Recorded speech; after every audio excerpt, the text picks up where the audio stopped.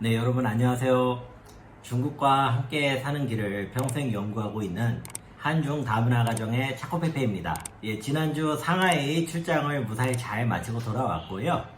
기존에 제가 시리즈물로 계속 올리고 있었던 민주화 시리즈를 이어서 진행을 해보려고 합니다. 이번 주제는요, 성민주화에 대한 것이고요.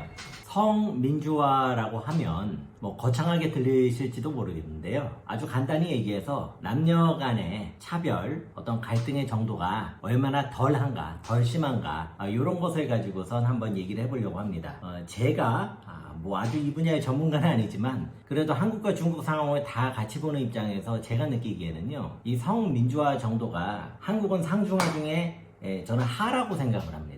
그런데 놀랍게도 중국은 상중하로 나누면 정말로 상이라고 할 수밖에 없는 그런 상황들을 제가 많이 마주합니다. 그러면 왜 중국의 성민주화 정도가 수준이 이렇게 높은지 거기에 대해서 세 가지 분야로 한번 나눠서 살펴보려고 합니다. 첫 번째는 가정 내에서의 성민주화예요. 무슨 말이냐면 가정 안에서 남녀 간의 차별이 있느냐 없느냐. 자, 우리 한국 사람들이 이렇게 말씀하시면 별 차별 없는데? 라고 생각하실 수도 있고요. 아니면은 그동안 억눌린 게 많았다 라고 생각하실 분도 있을 겁니다. 우리는 굉장히 자연스럽다고 생각하지만 항상 이런 상황들이 비교를 해보면은 그제서야 어떤 상황인지가 객관적으로 보이기 시작하는 것 같아요. 자, 한국의 가정에서 성민주화를 확인할 수 있는 가장 제가 봤을 때 효과적인 어떤 지표가 하나 있을 것 같습니다. 바로 가사분담 정도입니다. 가사분담을 남녀 간에 얼마나 좀 공평하게 분담을 하느냐. 자, 예를 들어서 저희 아버지 어머니 세대에는요, 정말로 아버지 분들이 가사를 거의 안 하셨어요. 그런데 이제 그 상황에서 가사를 안 하셨던 이유는 내가 밖에서 돈을 벌어오지 않느냐. 그러니까 나는 밖에서 고생을 하니 안에서는 당신이 고생을 하시오. 자, 이런 논리였던 것 같고요. 또 옛날에는 굉장히 이제 좀 유교적인 사고방식이 더 강했던 것 같거든요. 자, 그러다 보니까 남자는 바깥일을 하고 여자는 집안일을 한다. 이런 식의 사고도 있었던 것 같습니다. 자, 이제 한국에서는 그렇게 돼 있는 상황인데 이제 남자분들이 바깥일을 하셔야 되는데 이제 은퇴를 하시거나 다양한 일들이 생기지 않겠어요? 그러면은 바깥일을 하기로 했는데 그냥 집에 누워서 TV만 보고 있다. 그러면은 솔직히 아내가 아니라 누구를 갖다 놔도 성질이 나죠. 그런 걸 보고 있으면. 자, 이런 상황이 조금 이제 지금 한국 사회의 상황을 좀 압축적으로 설명을 했다면, 지금 이제 20, 30대 젊은 사람들의 경우는요, 가사 분담에 있어서 남녀가 굉장히 공평하게 하는 그런 분위기로 가는 것 같아요. 이제 신혼부부들도 여자 아내한테 너무 가사를 갖다가 과중하게 요구를 하지 않는, 그러니까 남자들도 알아서 청소도 하고 밥도 하고, 자, 이러는 분위기로 가고 있습니다. 한국도 굉장히 긍정적인 변화고요. 그 다음에 이런 것을 보고 충분히 이제 선진화되고 있다 라고 말할 수 있을 것 같아요. 자, 그런데 우리가 지금 선진화되고 있다는 이런 모습들이요, 제가 중국에서 쭉 살아보니까요, 중국은 진짜 옛날부터 이렇게 하고 있었어요. 무슨 말이냐면 남자들이 가사 분담을 굉장히 많이 하는 구조였습니다. 자, 만약에 우리나라가 가사 분담을 남자들이 더 많이 가져간다고 이게 선진적인 변화다라고 얘기를 했다면 똑같은 기준으로 중국에 대해서도 인정할 거는 인정해줘야 될 것 같습니다. 제가 봤을 때는 굉장히 중국 남자들이 합리적입니다. 제 채널을 보시는 분들 중에 이제 좀 그 중국에 대해서 약간 이제 안 좋은 이미지를 가지고 계신 분들도 계실 거예요. 어쩔 수 없어요. 생길 수밖에 없습니다. 중국에도 한국에 대해서 안 좋은 이미지 가진 분들이 계시니까요. 자, 마찬가지로 그런 분들께서 제가 이렇게 얘기를 하면은 그게 무슨 소리냐. 중국 사람들 막 고집 세고 무질서하고 이런 거 아니냐. 굉장히 왜곡이 심한 그런 이미지인 것 같습니다. 제가 현장에서 만나는 중국 남자들은요, 굉장히 합리적이었습니다. 그리고 아내에게 굉장히 연한 두부처럼 그냥 살살 무너져버리는 그런 존재들이었어요. 밖에서 막 큰 소리 치는 사람들도 자기 와이프 앞에서는 이제 바로 공손해지는 이런 놀라운 사회가 중국 사회가 아닌가 싶습니다. 자, 제가 가정 내의 성민주화와 관련해서 이런 것도 있네 라고 조금 놀랬던 게요, 바로 언어와 관련된 거거든요. 저희 한국 사람들은 아마 이런 생각 안 해보셨을 것 같은데요, 우리 그 말을 할 때 한국어가 남자가 쓰는 말하고 여자가 쓰는 말이 다르다라는 느낌 안 받으시나요? 그러니까 무슨 말이냐면 그냥 글에다가 이렇게 읽지 않고요. 그냥 글로만 딱 적었을 때 문장을 이것만 봐도 이 말하는 사람이 남자다 여자다를 우리는 좀 구분할 수 있을 것 같아요. 이것도 제가 보면 일종의 성민주화의 측면으로 볼 수 있을 것 같거든요. 가장 간단한 게 언니라고도 하고 누나라고도 합니다. 자, 근데 이거는 이 표현은 내가 남자냐 여자냐에 따라서 표현이 결정이 되는 거예요. 그러면 단어와 같은 것도 있고요. 중국에서는 이거는 그냥 내가 남자든 내가 여자든 간에 나보다 나이가 많은 여성분에게는 지혜제라고 하거든요. 지혜제. 남자든 여자든 똑같이 그거 하나입니다. 자, 그 다음에 조금 문장으로 들어가 볼게요. 예를 들어서 당신, 여보, 뭐 하는 거요? 지금 뭐 하는가? 라는 식의 문장. 그 다음에 당신 뭐 하시죠? 오빠 뭐 해? 라는 이 두 가지 말을 들어보면 한국 사람은 듣는 순간 바로 알아요. 앞에 말한 거는 분명히 남자가 말한 겁니다. 이걸 여자가 얘기하면 굉장히 어색하죠. 그런데 제가 중국에서 살아보니까 물론 이제 좀 여성스러운 분도 있고 좀 남성스러운 분도 있겠지만 대부분 똑같은 상황에서 니자이 깐시엄마 이거예요. 그냥 내가 남자든 여자든 간에 똑같습니다. 니자이 깐시엄마.東北 지방에서는 이게 두 글자로 말해요. 까하 이럽니다. 까하. 요게 내가 남자든 여자든 쓰는 언어가 똑같다. 일치한다. 요거는 역시 가정 내 성민주화를 한 면을 보여줄 수 있는 그런 객관적인 사실로 볼 수 있지 않은가 이런 생각이 듭니다. 네, 이어서 성민주화를 살펴보기 위해서 두 번째로 직장 내 성민주화를 한번 봐보겠습니다. 직장 내에서 얼마나 남녀 간의 차별이 적은가, 남녀 간의 갈등이 얼마나 적은가. 자, 저는 요것을 제가 이제 회사 조직에 조금 더 익숙하다 보니까 하나의 회사를 상정해 놓고 말씀을 드리자면요, 아주 효과적인 지표가 하나가 있습니다. 뭐냐, 여성 임원의 비율을 보면 됩니다. 여성 임원 비율. 우리나라 같은 경우에는 많은 기업에서 여성 임원들이 너무 적다 보니까 뭐 유리천장이 아니냐 뭐 이런 얘기들도 나오고 여기서 여혐이 나오고 남혐이 나오고 막 안 그래도 우리 지금 나라도 조그맣고 사람도 별로 없는데 우리가 막 그거 가지고 고안해서 또 막 싸우고 이러고 있거든요. 그런데 제가 보니까 중국의 기업들이요, 여성 임원의 비율이 압도적으로 높습니다. 정말 어림잡아도 임원이 10명이 있으면요 3, 4명 이상은 여성인 것 같아요. 제가 느끼기에는. 물론 이제 뭐 정부 최고위층이나 이런 사람들 중에는 여성이 없지 않느냐 뭐 이런 걸 가지고선 근거를 대시기도 해요. 그렇게 보면은 중국에서도 이제 아주 높은 자리는 이제 여자들은 조금 더 제한적인 느낌을 받습니다. 자, 그런데 그런 자리가 뭐 비중이 얼마나 되겠습니까? 뭐 1%도 안 돼요. 그런 자리는. 이제 어떤 전반적인 수치를 놓고 아마 비교를 한다면 중국이 한국보다 이 비중이 훨씬 높을 텐데요. 제가 이제 다양한 한국의 소식을 저도 이제 보고 접하면서 여성 임원이 안 나오니까 임원을 여성을 할당제를 만들자 뭐 이런 얘기도 제가 들어봤고요. 그러면 이제 여성 안에서 무조건 몇 명은 임원이 나오도록 그렇게 하는 것 같아요. 이게 뭐 배려를 하는 건지 아니면 이게 좀 불평등이 되는 건지까지는 좀 논의가 필요할 것 같습니다. 자, 그런데요, 중국에서는요 일단 그런 식으로 여성이 임원이 되진 않습니다. 중국에서 여성 임원까지 오른 사람들은요 대부분 능력과 리더십을 겸비하고 계십니다. 그거가 둘 다 없다 그러면 정치력이라도 엄청나게 씁니다. 이게 제가 현장에서 보고 느낀 겁니다, 여러분. 무슨 말이냐면요, 중국에서 제가 참 놀라운 분들을 많이 만나는데 여성 임원인데 이게 여성인데 형님 포스가 나요.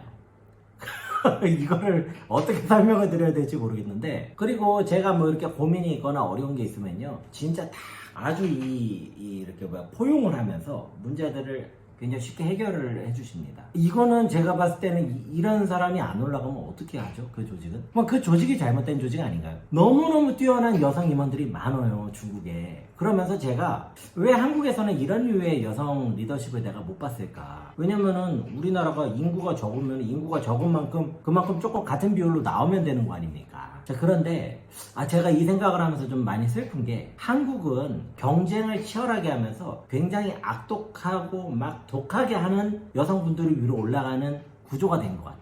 그러니까 이제 그런 게 싫으면 여성분들은 에이 들어와서 안 한다 뭐 이러실 수도 있는 거예요, 우리나라 같은 상황. 근데 제가 보니까 중국은 이게 기본적으로 생태계라고 할까요, 어떤 환경이 굉장히 잘 갖춰져 있습니다. 그렇기 때문에 여성이든 남성이든 네가 그 역할에서 남들보다 뛰어난 역량을 보여줄 수 있다, 전체 조직에 좋은 것을 가지고 있을 수 있다, 그러면 기회가 주어집니다. 이건 아주 놀랐습니다. 물론 좀 썩어빠진 부패한 조직도 분명히 있을 거예요. 근데 제가 말씀드리는 게 중국의 모든 회사가 다 그렇다는 게 아니고 생각보다 그런 회사가 많다. 그리고 비율로 치면 아마 한국보다 많은 것 같다. 라는 말씀을 드리는 겁니다.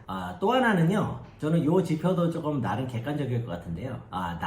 여자 직원들 일단 빼고요. 남자 직원들의 퇴근 시간을 보면은 이게 성민주화 정도가 어느 정도 예상이 되는 것 같습니다. 자, 왜 남자들의 퇴근 시간이 문제가 되느냐? 자, 여러분 생각을 해보십시오. 남자가 야근을 한다. 근데 집에 애가 있을 거 아니에요? 애는 야근을 못 하잖아요. 그러면 누가 가가지고 애를 데려와야 되지 않습니까? 자, 그러면 뭐 부모님이 도와준다고 부모님이 뭐 무한대로 계속 도와줄 수도 없는 거고. 자, 일단 그 가능성을 배제를 한다면 결국 아빠가 못 가면 엄마가 가야 돼요. 무슨 말이냐면요, 남자를 야근을 시키는 행위는 여자 보고 너는 정시 퇴근해라 라는 의미이기도 한 겁니다, 여러분. 만약에 그게 아니다 그러면 애를 낳지 말아라 이런 뜻이 되는 거예요. 그거 굉장히 단순한 거 아닙니까? 예. 근데 지금 우리나라가 정확하게 그런 상황에 지금 처해 있죠. 자, 그러면 제가 중국에 와서 많은 직장인들을 보면서 놀란 게, 저 진짜 감탄 많이 했어요. 오늘은 내가 애 데리러 가야 되는 날이기 때문에 제가 야근이 어렵습니다라고 말할 수 있습니다, 중국은. 아무 문제가 안 돼요. 그 말을 들으면 이해를 해줘요. 너무너무 중요한 일이 있다 그러면은 어떻게 또 조절을 하기도 합니다. 심지어 이런 일도 있었어요. 사업하시는 분들은 그럼 어떻게 하느냐, 남자가 애를 데리고 비즈니스 파트너 석식 자리에 데려옵니다. 물론 미리 예약이 돼 있는 어떤 비즈니스 미팅이었다, 비즈니스 디너다, 그럼 할 수 없죠. 그런데 갑작스럽게 생기는 일들도 많잖아요. 그럴 때에는 이 사람이 초대를 받았지만 충분히 얘기를 할 수 있습니다. 내가 오늘 애를 데려와야 되기 때문에 가서 애를 데려오겠다. 자, 그러면 그 비즈니스 자리는요, 이 아이가 참석하는 거를 고려하는 컨셉으로 바뀌어요. 이게 굉장히 자연스럽고 제가 봤을 때는 모두가 굉장히 이해를 하는 그런 분위기입니다. 자, 그렇기 때문에 바로 그런 부분들에서 저는 중국이 상중하 중에 상이다. 이거는 진짜 잘 돼 있다. 심지어는 우리가 만약에 할 수 있다면 중국이 이미 만들어 놓은 이런 문화를 우리가 참고하거나 배웠으면 한다. 왜? 이게 우리한테 좋으니까요. 이거 중국 거니까 배우지 말고 미국 거니까 다 배우자 이런 얘기가 아니라 우리한테 좋은 거면은 참고해서 배우면 되는 거 아니겠습니까? 자, 그러면 성민주화와 관련해 가지고 세 번째 영역으로 일상생활을 한번 놓고 봐볼게요. 자, 요거는 이제 요런 예를 한번 제가 들어볼게요. 가끔씩, 많은 경우는 아닌데 가끔씩 길거리에서 한 적어도 40대 이상 되시는 분들 같아요. 남녀들이 말싸움을 하는 경우를 제가 봤습니다. 일반적으로 중국에서는 남자들이 여자하고 말싸움을 하는 게 굉장히 남자로서 못난 놈이다, 뭐 이런 이미지가 있어요. 자, 그런데 그 이미지가 좀 묘한 게 잘 이용하면 남자 스스로 보호가 됩니다. 왜냐면 당초에 말싸움을 해가지고 여자를 이기는 남자를 본 적이 없습니다, 저는. 만약에 내가 말싸움을 해서 여자를 이겼다 그러면은 제가 그래 너 참 대단하다, 너 잘났다 이럴 것 같죠. 그것도 한심해 보여요, 제가 봤을 때. 저도 이제 약간 좀 중국화가 돼서 그럴 수 있는데 아무튼 간에 그렇게 싸우는 경우들이 있습니다. 자, 그러면 이 남자라는 사람들은요, 제가 봤을 때는 옛날에 농사 짓고 사냥하고 이럴 땐 우리 남자들이 이제 우세하죠. 그런데 지금 현대 사회에서 막 키보드 누르면 다 끝나는 이런 시대인데 지금 우리가 막 힘 뭐 이런 거 가지고 지금 할 수 있는 게 한계가 있다 이겁니다. 그러니까 뭐 하나 지금 제가 봤을 때 남자가 여자보다 뭐 뛰어나다고 딱히 내세울 만한 게 없어요. 유일하게 하나를 내세우자면 이렇게 사람 붐비는 데에 화장실 빨리 갔다 오는 거 정도가 남자가 더 유리합니다. 자, 그래서 얘기가 잠깐 옆으로 샜는데요. 원래 말싸움을 해도 못 이기는 상황에서 사회적인 시선까지 곱지가 않습니다. 그렇기 때문에 사실상 뭐 여자하고 남자하고 현실 상황에서 뭐가 맞닥인다 그러면 중국에서는 대부분 남자들이 양보를 합니다. 그 안에는 이제 진정한 이제 젠틀맨십을 가진 분들도 있을 거고, 또 한편으로는 어차피 해봤자 난 안 된다 뭐 이런 약간 저 같은 생각을 가진 분도 계실 수가 있어요. 제가 이제 엊그제였죠, 어저께 뉴스를 보고 놀랬던 게 서울의 지하철 3호선에서 어떤 젊은 여성분 같아요. 여성분이 이렇게 뭐 빈혈이 있으셨는지 어쩐지 지하철에서 쓰러져 버린 거예요. 그러면 사람이 쓰러졌으면 당연히 일어나서 부축을 할 거 아닙니까? 그런데 한국에서 어떤 일이 생겼냐? 한국의 한복판, 서울의 한복판에서 남자들이 다 외면했다. 왜 외면을 하느냐? 잘못하면은 내가 성희롱이나 성폭행으로 걸려 들어갈 수 있다, 이렇게 본 거예요. 그 여성분이 조금 짧은 바지에 무슨 부츠를 신었다고 합니다. 그렇기 때문에 이거 잘못하면 엮인다. 이래서 남자들이 일부러 다 피했다는 거죠. 그래서 그 현장에 있던 뭐 여성분들이 쓰러진 여자를 뭐 구축했다, 뭐 이런 내용이었습니다. 만약에 이 일이 중국에서 생겼으면 어땠을까요? 이런 생각을 해봅니다. 중국은요, 제가 사회가 좀 건강하다고 느끼는 게 이런 일이 생기면 바로 젊은 사람들이 일으켜 세울 겁니다. 이렇게 세우고 바로 연락을 하거나 어디에 이제 주변에다가 뭐 경찰서가 됐든 병원이 됐든 해줄 수가 있는 그만한 여유가 아직 있습니다. 물론 이제 뭐 상하이,深圳 이런 굉장히 그 번화하고 굉장히 생활 박자가 빠른 도시에서는 좀 여유가 부족할 수는 있지만 뭐 거기가 중국을 대표한다고 볼 수는 없죠. 그렇기 때문에 아직 이런 것들이 상당히 많이 남아 있어요. 그러면은 이제 제가 중국 현지에서 이제 느끼는 거를 가지고선 사회가 굉장히 건강하다라는 의견을 드릴 때면 이제 답글이 좀 무서워요. 그러니까 차코페페는 이제 독재 사회가 건강하다고 보는 거냐, 너는 옛날 군부 독재를 뭐 지지하는 거냐, 그래서 이거 왜 이런 식으로 가지고 그러는데 그런 의도가 아니고요. 이 사람들 사고 방식이 그렇게까지 복잡하게 생각을 안 하는 겁니다. 어떻게 보면은 이게 굉장히 큰 행복일 수도 있죠. 그리고 훨씬 더 인간 본성에 더 부합하는 것 같기도 하고요. 옛날에 우리나라 얼마나 사람들이 순박하고 서로 돕는 걸 좋아했습니까? 응답하라 1988 같은 거 보면은 막 부침개 했다고 부침개 나눠주고, 뭐 김치 했다고 김치 나눠주고, 막 애들만 중간에서 계속 왔다 갔다 하고 있고, 옛날에 한국 진짜 멋있는 나라였거든요. 조금 경제적으로는 지금보다 못했는데 정말로 멋있는 나라였거든요. 그 중국의 모습들을 보면서 우리나라가 잃어버린 그런 모습들도 발견하곤 합니다. 많이 그립기도 하고요. 우리가 좀 더 이렇게 좋은 것들을 오히려 잃어버린 건가? 라는 그런 좀 아쉬움, 후회, 이런 생각도 종종 듭니다. 네, 이 성민주화라는 주제를 가지고 막 그냥 얘기를 해봤습니다. 제가 무슨 뭐 전문적인 학자인 것도 아니고요. 제 채널 들어주시는 분들이 어느 정도 이제 고려해서 잘 들어주시는 것 같습니다. 너무 감사합니다. 자, 이 성민주화 측면에서 봤을 때 중국은 상, 한국은 하. 이게 제 개인적인 의견입니다. 물론 다른 의견도 충분히 있으실 수 있고요. 모두 존중하고 싶습니다. 여러분들께서 중국을 이해하시는 데에 조금 참고를 하셨으면 하는 마음에서 영상을 올렸습니다. 시청을 해주셔서 대단히 감사하고요. 계속 노력하는 차코페페가 되겠습니다. 감사합니다.